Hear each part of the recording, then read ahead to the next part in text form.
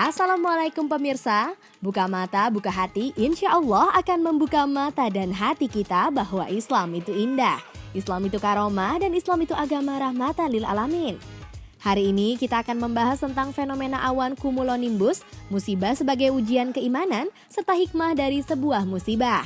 Di mana semuanya akan kita bahas dengan menarik dan insya Allah syarat akan manfaat. Hanya di Buka Mata, Buka Hati.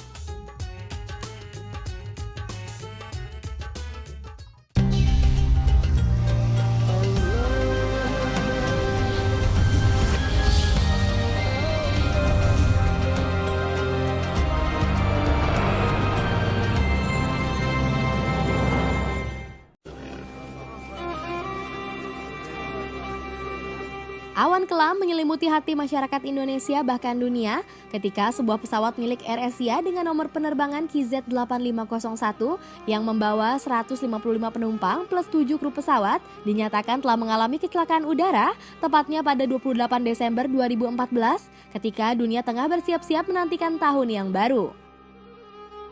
Walau masih dalam rangka proses penyelidikan perihal sebab terjadinya kecelakaan fatal tersebut, beberapa analisa dan dugaan mengarah pada awan cumulonimbus sebagai salah satu faktor dari jatuhnya pesawat jenis Airbus A320 ini. Lantas, apa sebenarnya awan cumulonimbus tersebut?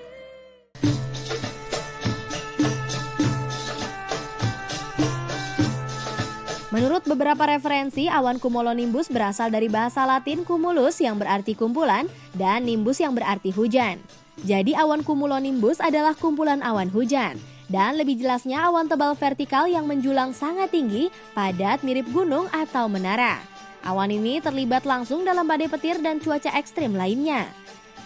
Awan cumulonimbus terbentuk sebagai hasil dari ketidakstabilan atmosfer.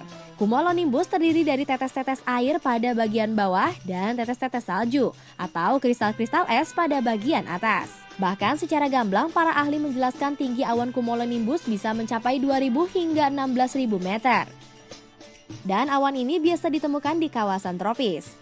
Jika melihat fenomena awan cumulonimbus, ciri-cirinya persis seperti yang diungkapkan dalam firman Allah Subhanahu wa Ta'ala, Quran Surat An-Nur ayat 43 yang artinya, "Tidaklah kamu melihat bahwa Allah Subhanahu wa Ta'ala menggerakkan awan, kemudian mengumpulkan antara bagian-bagiannya, kemudian menjadikannya bertindih-tindih, maka kelihatanlah olehmu hujan keluar dari celah-celahnya dan Allah juga menurunkan butiran-butiran es dari langit, yaitu dari gumpalan-gumpalan awan seperti gunung-gunung, maka ditimpakannya butiran-butiran es itu kepada siapa yang dikehendakinya.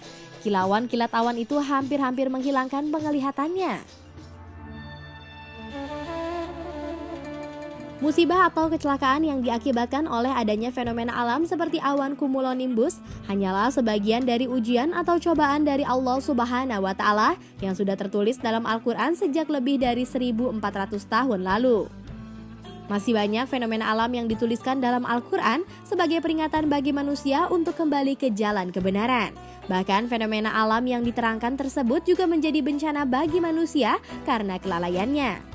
Seperti firman Allah Subhanahu wa Ta'ala yang artinya, telah tampak kerusakan di darat dan di lautan sebab karena perbuatan tangan manusia, supaya Allah merasakan kepada mereka sebagian dari akibat perbuatan mereka agar mereka kembali ke jalan yang benar.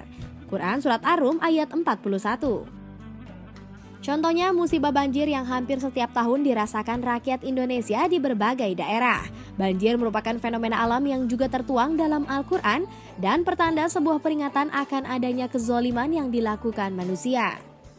Allah Subhanahu wa Ta'ala berfirman yang artinya, "Maka dimusnahkanlah mereka oleh suara yang mengguntur dengan hak, dan kami jadikan mereka sebagai sampah banjir, maka kebinasahanlah bagi orang-orang yang zalim itu." Quran Surat Al-Mu'minun ayat 41. Kelalaian manusia sehingga terjadi banjir adalah tidak menghargai alam, seperti membuang sampah sembarangan ke sungai, melakukan penebangan pohon di pegunungan, sehingga serapan air saat hujan menjadi berkurang, hingga banyak kezoliman lainnya yang telah diperbuat manusia.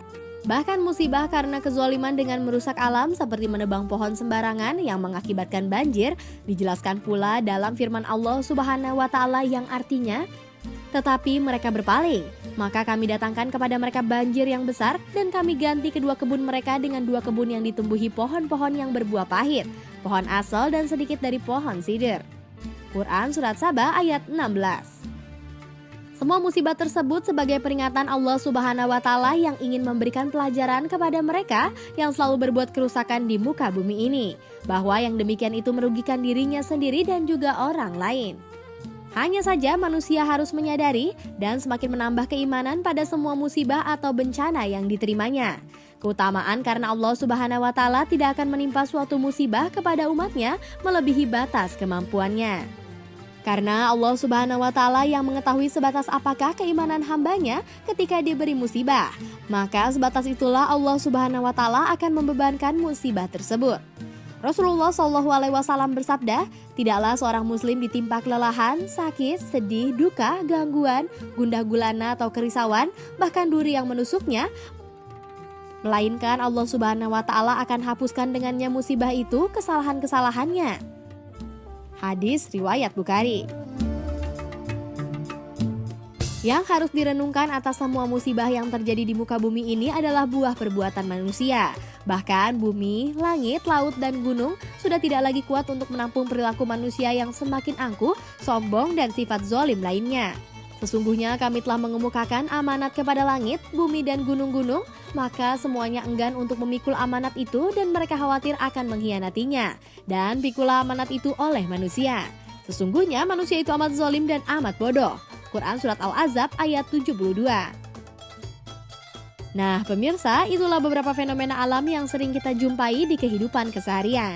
Ternyata semua fenomena alam yang beberapa di antaranya melahirkan musibah adalah sebuah peringatan agar manusia mempelajarinya, menghargainya, menjauhi kezaliman. Dan kembali ke jalan yang benar, jalan yang Allah Subhanahu wa Ta'ala ridhoi. Wallahu alam bishawab. Buka mata, buka hati.